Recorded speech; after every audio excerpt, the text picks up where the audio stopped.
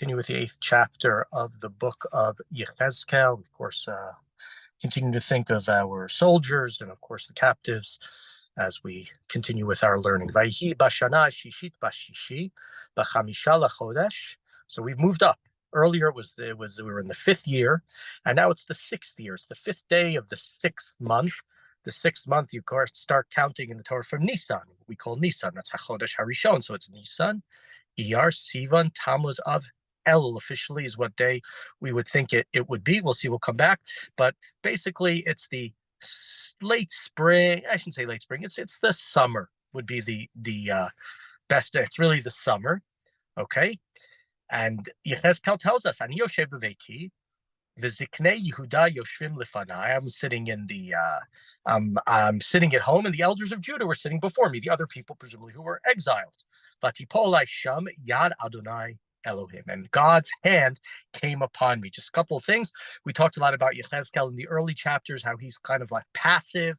He sits down, God picks him up, God takes him. God's hand here also, in a sense, is coming in and taking him. Also, there are those who understand, although the dating is not exact. If you remember, a couple of chapters ago, we had the 390 days that he was supposed to lie on his left side and the 40 days that he was supposed to lie on his right side for all the sins that were done by the kingdom of Israel and the kingdom of Yehuda. So it's not exactly 430 days from the prophecies that we had before in the 5th chapter, but there are those who say it's either during that time or after that time. But here we go. And I looked. I looked, and there was some sort of a figure that had the appearance of fire from like the waist down. There was fire. And we'll call the torso, Kamar Zohar, was like a resplendent, brilliant light. Ke'ein hachashmala, like the color of amber, right? We of course know the word hashmal in Hebrew. Modern Hebrew means electricity. So, right, so he sees something, again, a wondrous vision, going back to the first chapter. The first chapter, so of course the wondrous vision with the Ma'aseh Merkava, God's chariot that was on the move with the wheels and all the different angels and the different faces, in a sense, leaving Jerusalem, going to Bavel. And now he sees again another image. Vayishlach tavnit yad, and some form of a hand. And it took me by the hair of my head. Right, we think of tzitzit. So I don't know if Yechezkel had long hair, right? That it's sort of hanging down like tzitzit. He took me from the strands of my hair, and took me out by the wind. The spirit lifted me between the heavens of the earth. And what did that spirit do? Vatave oti Yerushalma, and it brought me to Jerusalem, b'marot Elohim, in the visions of God, al petach shara pnimit hafonet safona, to the right entrance of the pnimit gate, which faces north. Asher sham moshal seimel hakina hamakna. That was the site where the terrible image was, presumably a place of idolatry. That there was this terrible image that was there. So, okay, so this is the Yechezkel. Sounds like what we probably hear about Muhammad, but he's taken by God to Jerusalem. V'hinei sham kvod Elohei Yisrael, and there was the presence of the God of Israel. We talk about kavod. We think, of course, the word respect, kavod, but the word kavod is also referred to as part of the idea, especially in Kabbalistic literature, of part of the Godhead, part of the appearance, whatever it means, of God, which we can, in a sense, see. So some sort of aspect of God is there. And what is it? Similar to the vision that I had in the valley. Yechezkel previously had a vision in the valley. So this is now, right, this is similar to that. It's not all the way. I don't know if it's referring fully to the full-fledged Ma'aseh Merkava of the first chapter, maybe the later vision when he's in the Bikah. But again, this is once again, like we talk about, versus Ben Adam, you're just a man. These are the visions, the images of God. And that's what God says to the next verse. Pasuk Hey, verse 5, Vayomer Eli, Ben Adam, Sana Einecha Derech Tzafona. So, mortal man, right? Son of man, human, look, turn towards the north. Vesa einai derech tzafona, and I turned my eyes northward. V'hinei mitzafon l'shar hamizbeach semel hakina hazeh babi'ah. And as I turned, I saw in that direction, north of the gate of the altar, was that terrible image. This image which is offensive to God. This image which is supposed to bother God. So, okay. Vayomer Eli, God continues, Ben Adam, Haroe Ata Mahem Osim. God says to me, human, son of man, do you see what they are doing? Ho'evot Gidolot, Asher Beit Yisrael Osimpo, Lerochaka Me'al Mikdashi, Va'od Tashuv Tireh, To'evot Gidolot.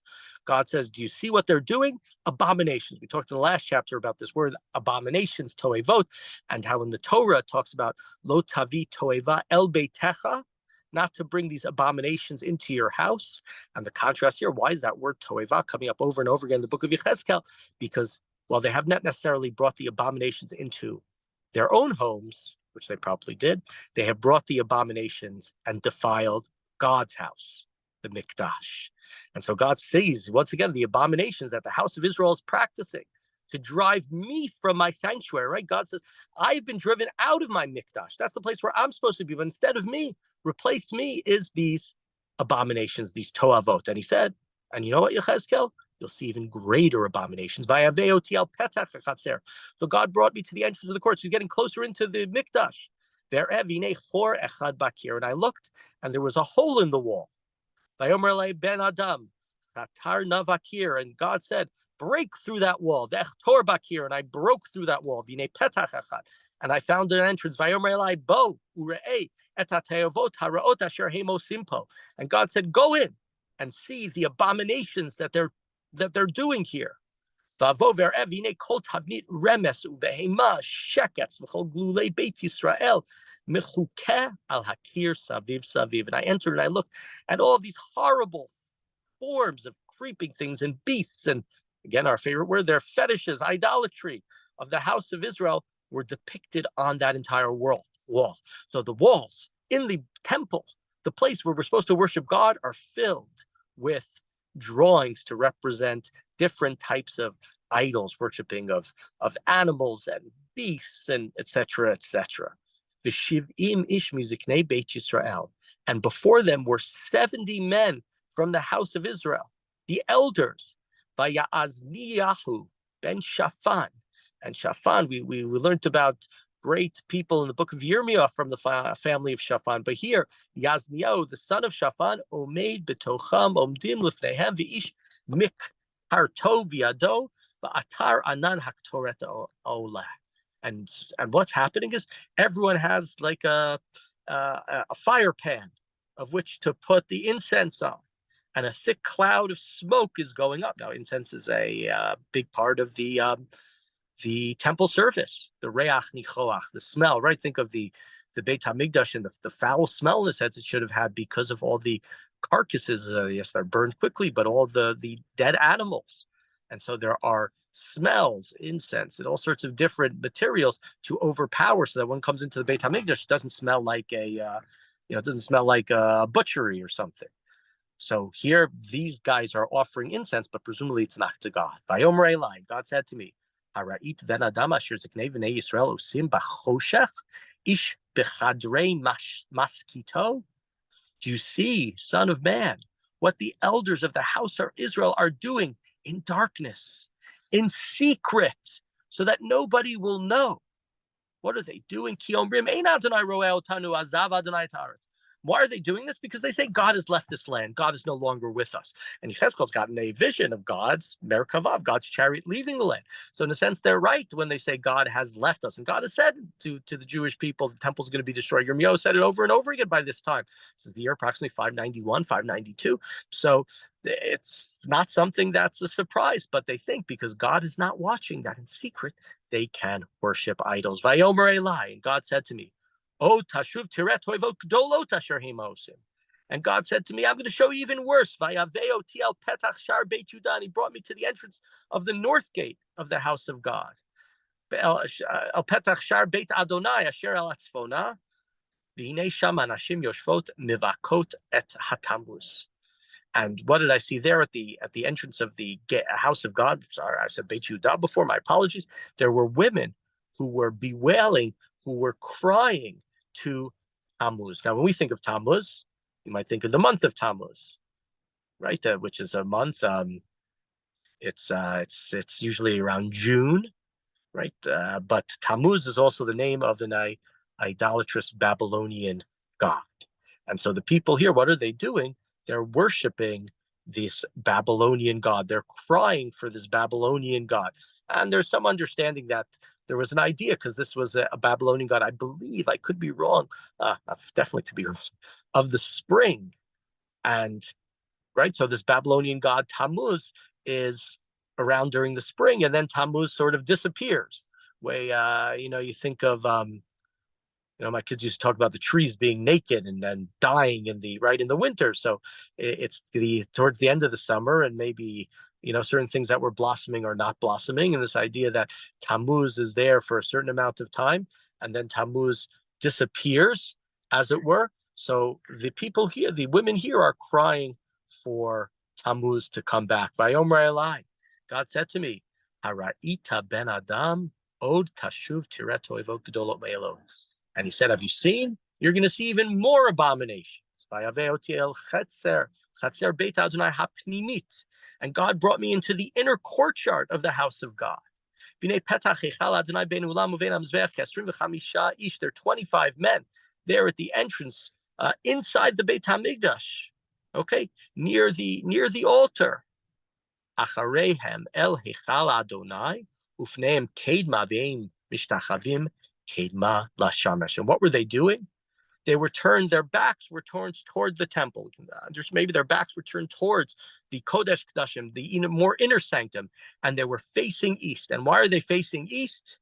Because they are bowing and thus praying to the sun in the east. So right there, the chutzpah, the nerve, right on top of God, as it were. They are worshiping the sun, the Shemesh, rather than God. I don't know if we've said before, we talked about the word Shemesh. Shemesh is like, it's not that far away from Hanukkah, the Shamash, the Shamas, right? The candle that stands in the middle. What does that Shamash do? It's only supposed to serve the other candles, it's supposed to light the other candles. That's the whole job. Shemesh is called as such because the sun, don't worship the sun. It's just a helper. It's just a messenger of God to light up the world. So why are you bowing down to that, turning your back to God? And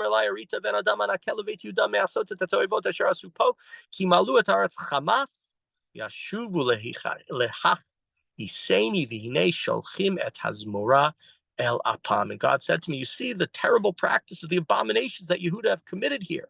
They fill their country with Hamas, with lawlessness and with treachery, and they anger me further. Even how they smell or breathe out of their noses. And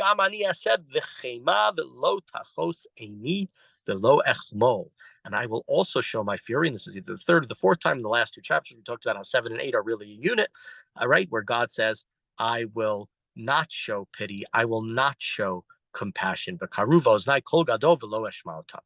And all of a sudden, there was a loud cry towards me, but I will not listen to them. I shouldn't say it. God is saying to here, eventually they're going to cry out. For no atheists is the foxhole. They're being tortured. They're being killed. They're going to cry out to God. But God says, I know I'll hear that great cry, but I will not listen to it. They didn't listen to me. They didn't listen to the many times that I sent messengers, you, Yechezkel, Yirmiyahu, Amos, Yeshaya, etc., so many others. Misa, you can keep going on and on. That was going back to 2 chapters ago. They didn't listen to me, and now I can act in a certain way, says God. And so now I sent them messengers over and over again, told them to reform their ways. They didn't listen to my voice.